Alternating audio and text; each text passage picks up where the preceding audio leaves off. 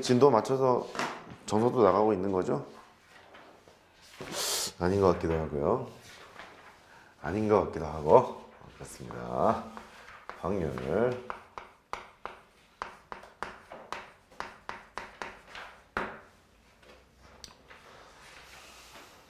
이렇게 시작해도 되나요? 오케이, 알겠습니다.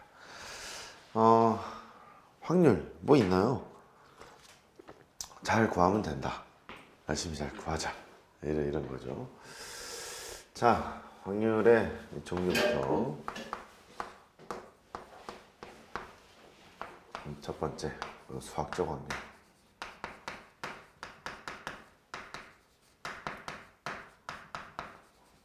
수학적 확률 뭐 없습니다. A라는 사건이 일어날 확률을 구하자. 전체 경우의 수분에 해당하는 경우의 수. 끝. 이렇게 되는 거죠. 끝입니다. 여기에서 수학적 확률에서 뭐 합의 법칙과 고배 법칙 이런 게 기어 나오죠. 좀 이따 자세히 설명하겠습니다만. 합의 법칙이 있고, 네, 고배 법칙이 있고, 두 가지가 있어요. 그래도 최근에 내신을 경험했기 때문에 합의 법칙이나 고배 법칙이 뭐야? 이러면 얘기할 수 있지 않을까요? 합의 법칙. 따로따로? 오케이, 따로따로. 집합의 표현 방법 마찬가지죠. A 또는 B가 일어날 확률은 NA 더하기 NB에다가 빼기 NA 교집합 B 이렇게 가야 되는 것이 합의 법칙이죠. 배반 사건인지 아닌지는 그 다음에 따질 일이고, 근데 고배 법칙은 뭐였더라? 그래요. 엔드는 곱한다 이거죠. 엔드는 곱한다인데 그게 독립일 때랑 아닐 때랑 약간 달랐단 말이에요. 조건부 확률의 정의에서 아마 고배 법칙 출발을 했었을 것 같습니다. P에다가 A와 B가 있는데 거기에다가 PB를 곱하면 P의 A 교집합 B야. 이렇게 했던 기억이 납니다. 어서오세요. 많이 드셨군요. 그 조건부 확률의 정의에서 출발하지 않았나 싶고 그 자세히 다루도록 하고, 여기에서 뭐 이런 얘기 했었습니다. 합의 법칙에서 이거 왜 이래 이거. 어머 왜 이래 너. 어머 너 왜 그러니. 어머 AB가 배반 사건이라면 동시에 일어날 확률이 제로이기 때문에 그럴 때는 좀 달리 봤었고, 배반 사건이란 말이 없고 그냥 봤을 때는 또 달리 하지 않았나 싶습니다. 일로 와. 다시. AB가 배반 사건이다. 곧 정리합니다. 배반 사건이라고 하면 그 정의가 여기도 N으로 썼니 나? 정신이 없네요. 똑같이 쓴 거 아니죠? 아닐 거야. 아니고 말고. 아니고 말고. 배반 사건이면 똑같이 썼군요. AB가 동시에 일어날 확률이 제로인 거죠. 그럴 때는 이게 뭐 사라진다. 이렇게 했던 것 같습니다. 그리고 또 AB가 독립사건이라면 P, A와 B가 PA와 똑같은 상황이었기 때문에 주어진 게 또 이제 바뀌죠. PA랑 PB 이렇게 곱하는 식으로 바뀌었습니다. 그러면 이제 포인트는 그거다.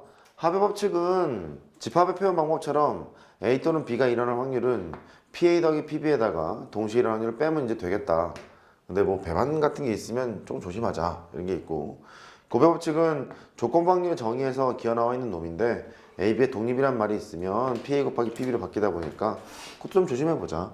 이렇게 간단하게 정리하시면 될 것 같고, 따로따로 이제 뜯어보는 건 좀 이따 이제 보겠고, 그 다음에 통계적 확률.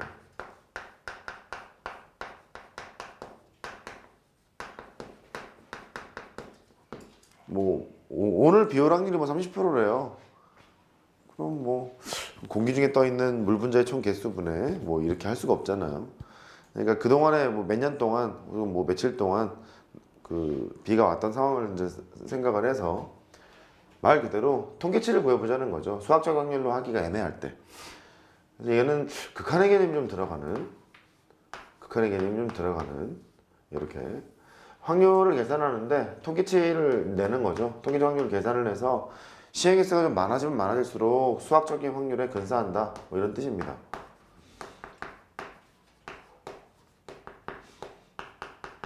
틀은 이런데 출제가 될 때는 딱 이런 스타일이죠. 스텝이 딱 두 개예요. 첫 번째, 점화관계를 밝힌다. 점화식, 점화관계.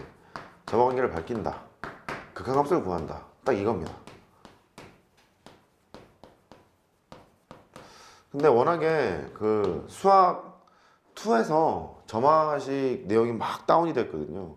다양한 점화식을 다루지 않기 때문에 아주 간단한 형태로만 나오거나 뭐 그 정도 수준만 나오지 센 문제는 등장하지 않고 있습니다. 세 번째, 기하학적 확률. 교과 과정에 빠졌죠. 빠졌는데 부등식의 영역을 배우는 마지막 세대인지라 니들이 그 후배들은 경제 수학 이런 데서 이제 배우거든요. 마지막 세대인지라 알고는 있어야 될 것 같아요. 확률 계산을 할 때 되게 심플해. 예를 들어서 뭐 이렇게 정사각형이 있는데 여기 맞출 확률을 구하라 그러면 4분의 1일 것 같아 뭐 이런 거잖아요. 4분의 1일 것 같아. 근데 영역이라는 걸 표시하겠다는 소리는 야 이거 출제가 됐을 때는 부등식 영역과 관련이 있을 것 같아. 이렇게 영역과 관련이 있을 것 같고 그 다음에 도형에 대한 지식이 좀 필요한 그런 상황인 것 같습니다. 그 뭐냐 확률 밀도 함수, 확률 질량 함수라는 용어를 쓰는 또 마지막 세대이기도 하시기 때문에 너희들이 확률 밀도 함수에서 확률을 구하려면 또 넓이가 필요하잖아요. 넓이가 필요한지라 약간 정도 연계가 돼서 나오지 대놓고 좀 출제가 되지는 또 않는 편 이런 겁니다. 결국 확률은 수학적 확률이 99%다. 그것만 좀 기억하시면 되겠고 그럼 수학적 확률 얘기를 하려면 표현 방법을 아셔야죠. 일단 용어를 살피실 필요가 있어요. 몇 가지 용어가 있는데 수능을 볼 때는 이게 중요치가 않습니다. 표본 공간, 샘플 스페이스 그러죠. 한글을 영어로 번역한, 해석한 뭐지? 아무튼 샘플 스페이스. 통계학 같은 거 하면 야 임마 샘플 스페이스 구했냐? 이렇게 물었거든요. 괜히 또 대학 가면 영어 쓰잖아요. 표본 공간 구했냐 그러면 되는 거를 샘플 스페이스 구했냐? 몰라 씨 뭐 이런 얘기 있는데 확률을 정의할 수 있는 전체 집합 표본 공간 확률을 정의한다. 확률이 정의되는 전체 집합 이렇게 보시면 되겠고 근데 뭐 근원사건이라는 것이 있어요. 한자 섞이면 좀 어렵습니다. 근원사건 그러니까 원소의 개수가 1인 사건이에요. 원소의 개수가 1인 사건 그러니까 뭐 이런 용어가 있다. 근데 그 표본 공간이나 근원 사건을 보면 집합으로 표시를 하거든요. 그냥 뭐 동전을 던져요. 못 구하면 안 돼. 동전 2개 던졌어. 앞면이 2번 나온답니다. 나올 확률은? 4분의 뭐 그런 걸로 해야죠. 당황하지 마십시오. 이게 갑자기 이제 막 문제를 여러 번 풀다 보니까 설마 그렇게 쉽겠어? 막 이러는데 맞아요 생각하시는 거 4분의 1입니다. 앞면 됐죠? 4분의 1 이상합니다. 그러지 마십시오. 오케이. 표본 공간을 써봐요. 표본 공간이 뭐냐면 앞면을 헤드라 하고 뒷면을 테일이라 하잖아요. 확률을 정의할 수 있는 전체 집합은 이렇게 되지 않을까? 앞면 뒷면. 왜 앞면 뒷면부터 했을까? 괜찮아. 앞면 이렇게 있고요. 그 다음에 뒷면 뭐 뒷면 앞면 이렇게 확률을 전체할 수 있는 전체 집합은 이렇게 되겠죠. 이게 표본 공간입니다. 각각 이것들을 근원사건이라고 합니다. 이렇게. 근데 동전을 2개 던졌을 때의 표본 공간은 얘인데 앞면이 2번 나올 확률을 구하라고 했으니까 그 근원사건 중에서 요것만 택하면 되지 않을까?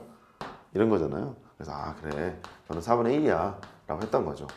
지금 딱 눈치가 표본 공간은 집합으로 표시를 하게 되고 표본 공간에서 이제 원소가 한 개인 것을 근원사건이라고 하다 보니까 근원사건이 요거밖에 없는 거잖아요.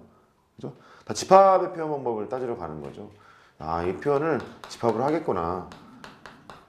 이 정도 짚고 넘어가서 이제 바로 그 표현을 생각하러 가면 되죠. 확률이 영어로 probability인데 A라는 사건이 일어날 확률은 probability 발음이 안 된다. probability of A 이렇게 해서 PA 이제 그렇게 하고요. A가 일어나지 않을 확률은 PA의 여집합 이런 표현을 쓰죠.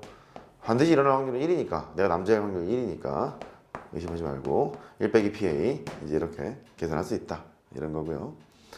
동시에 일어날 확률은 어떻게 하겠느냐? 집합기호를 쓰기로 했으니까 교집합은 엔드임을 가지고 있어서 동시에 일어날 확률 그렇게 쓰기로 하고 A 또는 B가 일어날 확률은 그래 그렇게 쓰자 넌 또는 해석하자 뭐 이런 뜻이죠. 얘가 확률의 덧셈 정리에서 나왔던 저거랑 이제 마찬가지죠. A 또는 B가 일어날 확률이니까 저는 PA에다가 PB 이렇게 두 개 더하시고 동시에 만족하는 사건이 있다면 빼러 가는 것이 기본이어서 그렇게 하러 간다. 여기까지 기본이고